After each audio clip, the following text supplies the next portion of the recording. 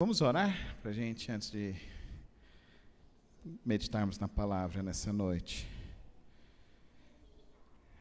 Vamos orar. O esposo da irmã Edma está em recuperação, né? Vamos orar por ele. Minha mãe está hospitalizada ainda e precisamos orar. Se alguém tem mais algum pedido de oração que gostaria de colocar? Irmã Wanda, pela saúde da irmã Wanda. Então vamos orar nesse momento. Pai celeste, Pai querido, obrigado, Senhor, porque podemos reunir aqui mais uma vez em Tua presença. Viemos aqui, ó Deus, para Te adorar, vivemos aqui, ó Deus, apresentar nossas vidas, nossas famílias em Tuas mãos. Nesta hora, Pai querido, pedimos que o Senhor esteja visitando, ó Deus, o esposo da irmã Edma, nesta hora, na sua recuperação, que o Senhor esteja abençoando ele, que ele possa ser plenamente restaurado. Queremos colocar também a vida do irmão Lauro nas Tuas mãos, que ele possa, ó Deus, ser plenamente restaurado também, Pai querido. Pedimos agora também pela vida da minha mãe, visita ela naquele leito de hospital, que ela possa ter uma noite tranquila e de paz. E oramos, ó Deus, por aquela necessidade que o Teu povo traz no coração, cada um neste momento. Abençoa nesta hora, derrama da Tua graça, do Teu poder e do Teu favor em cada coração, em nome de Jesus. Amém. Quero ler o texto muito interessante sobre oração, 1 João, capítulo 5, 1 João, capítulo 5, são 3 versos que tem muito a nos ensinar sobre a vida de oração. 1 João, capítulo 5, versos 13, 14 e 15. Escrevi-lhe estas coisas a vocês que creem no nome do Filho de Deus, para que vocês saibam que têm a vida eterna. Esta é a confiança que temos ao nos aproximarmos de Deus. Se pedirmos alguma coisa de acordo com a vontade de Deus, Ele nos ouvirá. E se sabermos que Ele nos ouve em tudo o que pedimos, sabemos que temos o que dele pedimos. Amém? Se pedimos tudo de acordo com o que Deus, a vontade do Senhor, sabemos que Ele nos ouve, sabemos que Ele nos atende. Você confia nessa palavra? Nós precisamos aprender a confiar nessa palavra, porque eu tenho tido esse entendimento sobre a oração. Eu vejo que muitas pessoas estão se frustrando na vida de oração porque pedem fora da vontade de Deus. E pedindo fora da vontade de Deus, não recebem. E não recebendo, se frustram. E se frustrando, ficam decepcionados com Deus. E ficando decepcionados com Deus, a sua fé enfraquece, a sua vida espiritual enfraquece, esmurece. O que ocorre, querido irmão? Muitas pessoas estão abandonando o caminho do Senhor Jesus Cristo. Mas qual é o problema? O problema é que o nosso coração é enganoso. Então nós queremos pedir de acordo com Deus, mas o nosso coração é enganoso. E nós não sabemos pedir de acordo à vontade de Deus. E essa é a grande verdade que ocorre em nossas vidas. Porque nós precisamos então aprendermos a nos submeter à vontade de Deus. Quando você lê 1 de João, você vê que João ele tem um único propósito. O propósito de João é nos mostrar o quanto Deus nos ama, e a prova do amor de Deus foi Ele ter enviado Jesus Cristo para morrer em nosso lugar pelas nossas vidas. E se nós entendermos isso, que a salvação está em Cristo Jesus, entendermos que Deus enviou Cristo Jesus para morrer em nosso lugar pelos nossos pecados, e que ao aceitarmos e compreendermos nessa palavra e crermos nessa palavra, então nós vamos entender que esta palavra que está registrada aqui em 1 de João, nos traz essa experiência de ter uma vida com Deus, uma vida com Cristo Jesus. E aí é a grande questão: como que nós vamos ter essa vida com Cristo, essa vida com Deus? Lá no primeiro capítulo de 1 João, ele diz: se confessarmos os nossos pecados, Ele é fiel e justo para nos perdoar e nos purificar de toda a nossa injustiça. Tudo começa aí, no arrependimento. Você quer conhecer Jesus? Você quer experimentar Jesus na sua vida? O caminho, a chave que abre é o seu arrependimento, é a sua confissão a Deus. Mas eu sou uma pessoa boa, eu não roubo, eu não mato, eu não uso drogas, eu sou até uma pessoa bom pagador dos meus impostos, bom pagador, eu não faço nada disso. Mas Jesus disse que o pecado que está em nós é o pecado até mesmo da intenção. Eu não matei ninguém, mas dirigindo, já desejei que alguns que estavam na minha frente assim, não estivessem mais vivos, infelizmente. Você é parecido comigo assim quando está dirigindo? Quando alguém vem, fecha, bate no teu carro e vai embora? Fala, você não tem um rancorzinho, um ódio assim lá no fundo? A gente infelizmente é fraco assim, infelizmente. O Senhor Jesus falou assim: não adulterarás, mas se você olhar, você já pecou. E quando eu era adolescente, o pessoal falava assim, o negócio do segundo olhar, né, irmão Abreu? E Jesus não fala nada desse segundo olhar. Jesus fala o seguinte: se você olhou e cobiçou, você já pecou. Se você olhou e pensou assim, nossa, eu podia ter um desse. Não, mas isso não pode, pastor? Se a gente for lá no texto que Jesus diz, é complexo mesmo. É bem complexo. Porque se você odiar no coração, já é morte. Se você olhar e desejar alguma coisa que você não tem, já é inveja, já é cobiça. Por que Jesus mostra isso para nós? Mostra isso para nós porque Ele mostra que eu e você somos pecadores, que eu e você não conseguimos andar com retidão para com Deus. Para que nós não nos sustentemos em nós mesmos, em nossa força. Por isso que João está falando aqui, logo no seu primeiro capítulo: confesse o seu pecado. Se você mentiu, se você escondeu, se você está omitindo, se você está vivendo uma vida, não, mas eu não errei, eu não estou errado, também já é um erro. Nós somos pecadores. Nós temos uma ideia de achar que existe um pecado mortal e um pecado leve. Então existe um pecado, um pecadão, e existe um pecadinho. E não existe isso. Pecado é pecado. A mesma intensidade de alguém que vai e dispara um revólver na cabeça do outro é a mesma intensidade de uma mentira que você conta. Diante de Deus, é pecado. Pode ser que a consequência daquele que assassinou alguém é maior do que aquele que mentiu. Mas às vezes a sua mentira também levou alguém à morte. Se confessarmos os nossos pecados, nós precisamos entender isso para que as nossas orações tenham uma experiência mais profunda. Dá para você entender isso? Eu e você precisamos ter uma experiência mais profunda. Quantos aqui querem ter a resposta das suas orações?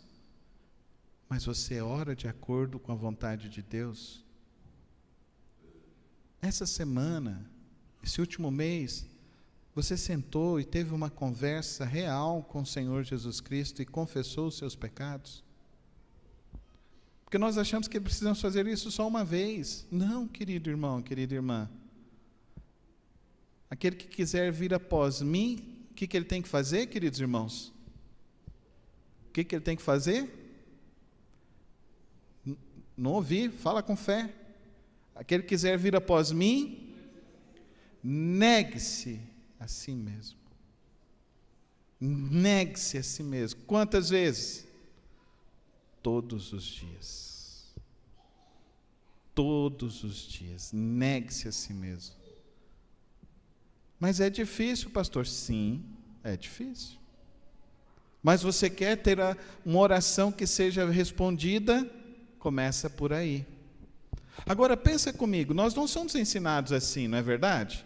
Nós somos ensinados, hoje o povo evangélico é ensinado a ser meio místico, né? É ser aquela coisa assim meio animista, né? Então você faz uma mandinga e a coisa dá certa. Então você faz uma oração, faz uma corrente, faz 7 semanas, faz 21 dias, é uma mandinga, é um jeito.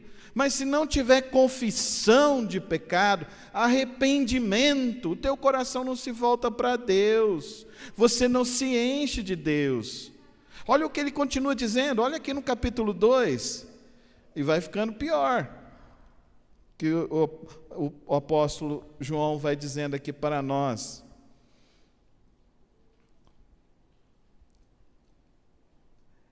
Verso 9 e verso 10. Quem afirma estar na luz, mas odeia seu irmão, continua onde? Nas trevas. E agora na política está um negócio esquisito, hein? Eu vi pastor de igreja chamar crente de fascista. Por posição política. Que é isso, gente? Que é isso? Onde a gente vai parar? Aqui diz, quem afirma estar na luz, mas odeia seu irmão, continua nas trevas.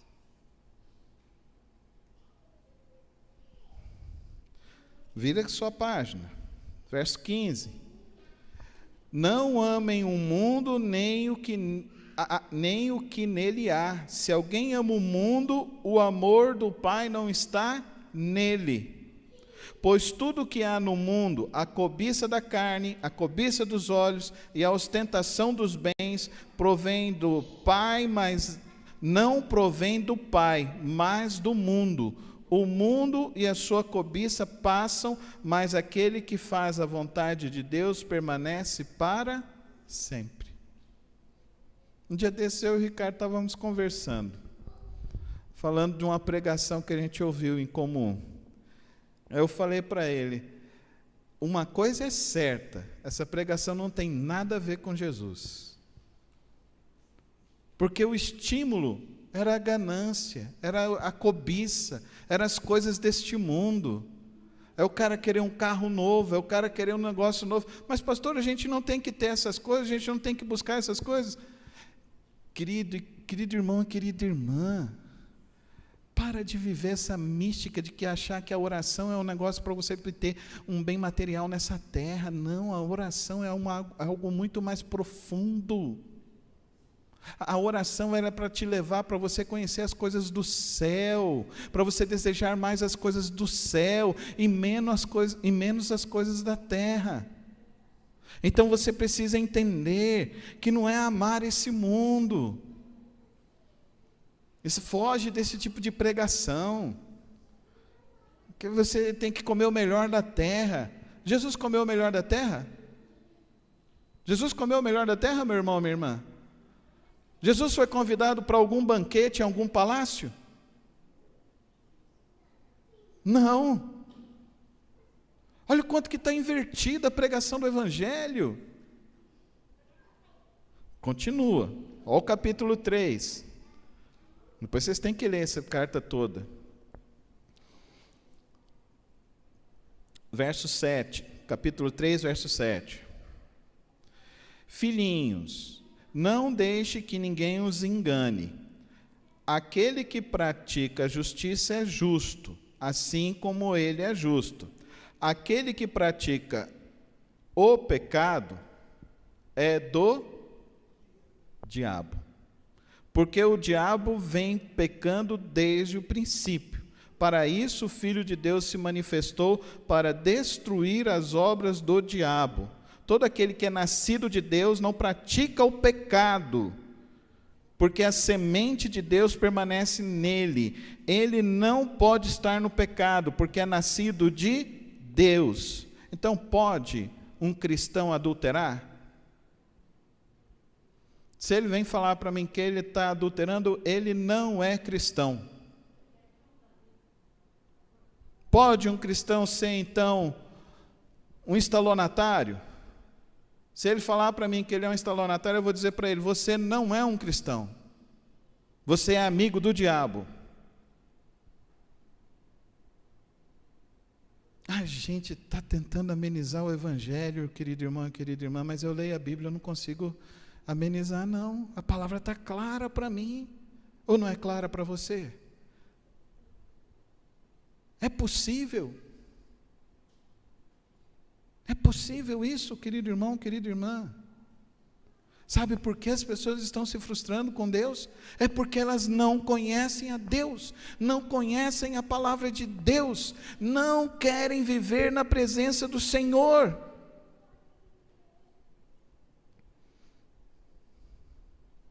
Agora vem para o capítulo 4 comigo, para você ver o que está acontecendo. Amados, a partir do verso 1, esse eu vou me deter um pouquinho mais. Não creiam em qualquer espírito, mas examinem os espíritos para ver se eles procedem de Deus. O que ele está falando aí, irmãos? Examinem, examinem. O Paulo é engenheiro, não é, Paulo? Você examina as obras, não examina? Aí quando você chega lá, vê uma rachadura na obra, você vai deixar a rachadura lá? Não, né? Você vai falar, ó, tem que cuidar dessa rachadura, não é? A irmã Marisa cuidava da água de Goiânia. Se chegasse lá mudando a água de coloração, a irmã ia falar, não, a gente não pode deixar, não é, irmã? Agora, por que na igreja a gente está deixando o povo tudo viver no pecado, andar no pecado, achar que o pecado está normal e a gente tem que ser amigo do pecado, amigo do mundo? Não está estranho esse tempo? Não é esquisito? Não é esquisito isso? Não é esquisito? Eu acho estranho. Então eu acho essas coisas estranhas. Porque aqui ele está falando que tem que examinar os espíritos. A gente acha, então, que tem que catalogar o espírito, esses espíritos que as pessoas... esse aí é o Exu Caveira, esse aí é o Tranca-Rua, esse aí é o não sei o quê. Não, os espíritos que ele está dizendo aqui é o seguinte: é a mentira, é o adultério, é a cobiça, é o desleixo, é a procrastinação. Tudo isso é pecado, gente. É fazer a obra de Deus relaxadamente. Verso 2: vocês podem reconhecer o Espírito de Deus deste modo. Como a gente então tem que entender? Todo espírito que confessa que Jesus Cristo veio em carne procede de Deus. Mas todo espírito que não confessa Jesus não procede de Deus. Esse é o espírito do anticristo, acerca do qual vocês ouviram que está vindo e agora já está no mundo. Olha o que João diz logo no início da igreja: o espírito de anticristo já está no mundo, o espírito luciferiano já está no mundo, o espírito do engano, o o Espírito para adoecer a alma das pessoas, fazer com que as pessoas deixem de crer em Deus, deixem de viver em santidade para com Deus, deixem de crer no poder da oração e deixem de buscar a Deus com fervor. Isso está no mundo. Tudo que está tentando dizer para você e amenizar que a gente não precisa assim buscar mais a Deus e buscar ao Senhor, nós precisamos tomar muito cuidado com isso. Verso 4: filhinhos, vocês são de Deus e os venceram, porque aquele que está em vocês é maior do que aquele que está no mundo. Querido irmão, o que João está dizendo? Você entregou sua vida para Jesus? Você confessou que sua vida é de Jesus Cristo? Você não é mais derrotado para o pecado. Abandona o pecado. Abandona o pecado.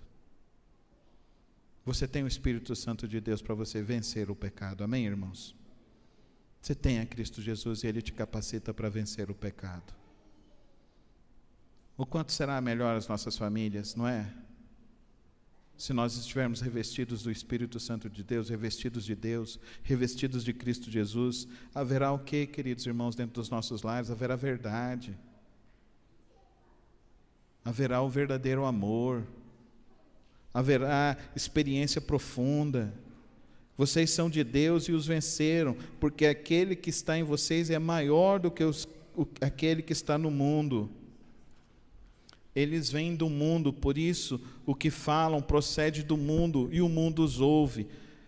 Nós viemos de Deus, e todo aquele que conhece a Deus nos ouve, mas quem não vem de Deus não nos ouve.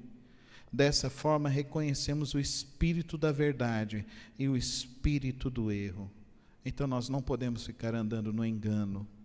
Nós não podemos ficar aceitando o engano. Nós precisamos buscar a Deus de uma maneira profunda e verdadeira. Irmão, se você não tem uma vida de oração, infelizmente, você está no mundo.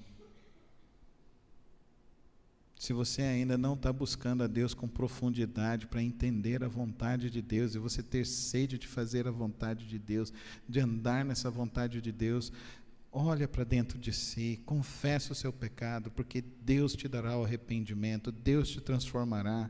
Você começará a experimentar dessas coisas inefáveis que são as coisas do céu, as coisas que vêm de Deus, do Espírito Santo de Deus.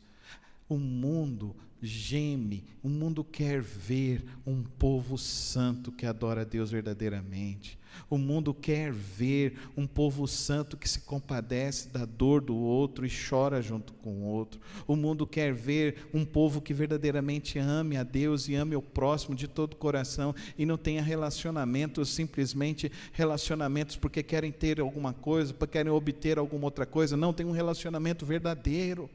Quando nos chamamos de irmão, é para sermos assim, para sermos além de um mero conhecimento, é sermos de fato uma ligação mais profunda, uma ligação de pessoas que estão ligadas com Deus, ligadas com Cristo, com que o sangue de Cristo está circulando em nossas veias, em nosso ser, e que por isso então nós podemos experimentar das coisas de Deus, do bálsamo de Deus, do poder de Deus, do poder do Espírito Santo de Deus, e é isso que faz a diferença, querido irmão e querida irmã. É essa experiência que eu e você precisamos ter, a experiência de estarmos no centro da vontade de Deus e vermos Deus operando milagres e prodígios. Eu creio nessa palavra, que se nós orarmos com confiança e pedirmos alguma coisa de acordo com a vontade de Deus, Ele nos ouvirá.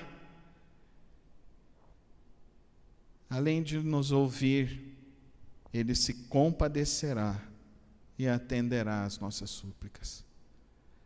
A oração não pode ser, então, um mecanismo de superstição para o cristão. A oração é um momento de ajuste, de sintonizar o seu coração com Deus. É um momento de você conversar com o Senhor, ouvir o Senhor. Assim como os nossos irmãos que são especialistas para fazer um exame, para ver se as coisas estão certas. Deixa o Espírito Santo fazer um exame na sua vida.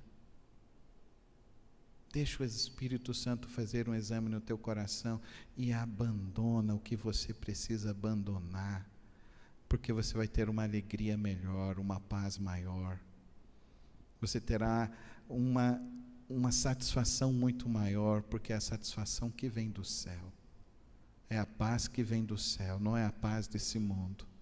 As coisas desse mundo estão passando e elas passarão. Mas as coisas de Deus não passarão. Elas estão acontecendo. E Cristo está voltando. Por isso que nós precisamos ter uma vida de fé profunda e verdadeira com o Senhor. Como fazemos isso?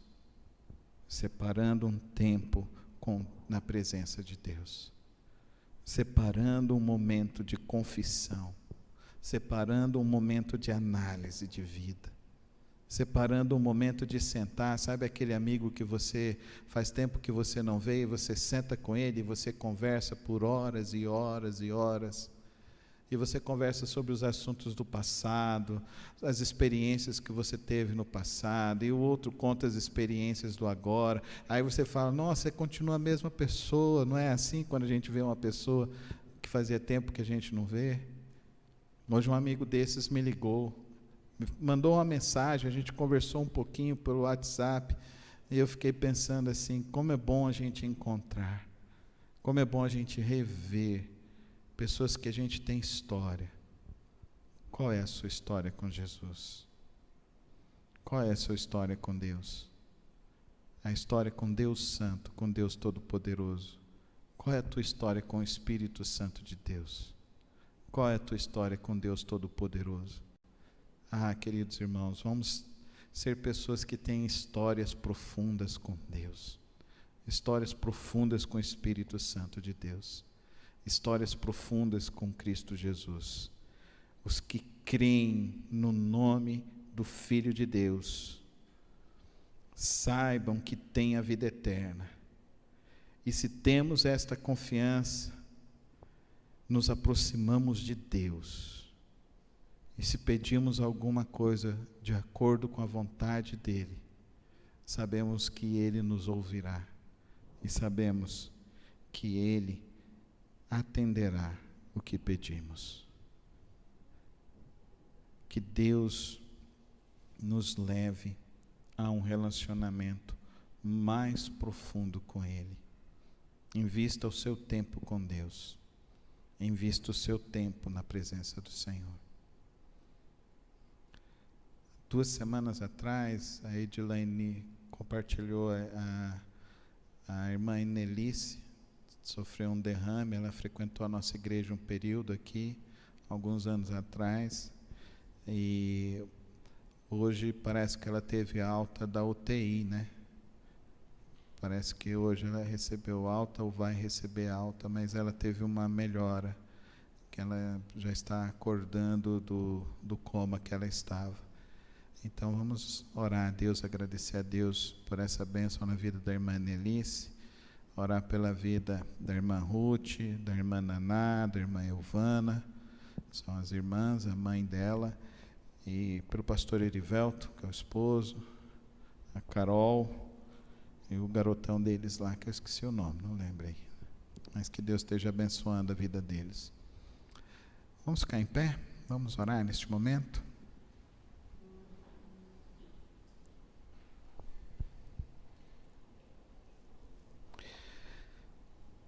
Senhor, meu Deus e meu Pai, nesta hora, Deus, que abrimos Tua Palavra, que lemos, que refletimos sobre ela, que o Teu Espírito Santo continue a fazer esta obra de transformação em nós, que o Teu Espírito Santo continue a trazer a mente de Cristo sobre nossas vidas, que continue a ser gerado, ó Deus, pelo poder do Teu Espírito Santo, os sentimentos do céu, que continue a ser gerado dentro de nós, essa experiência da vida eterna em nós, Ó Pai, aqueles que estão tendo dificuldades, ó Deus, com pecados, com tentações, com provações, fortalece-os aqui nesta hora, fortalece-os com o poder do Teu Espírito.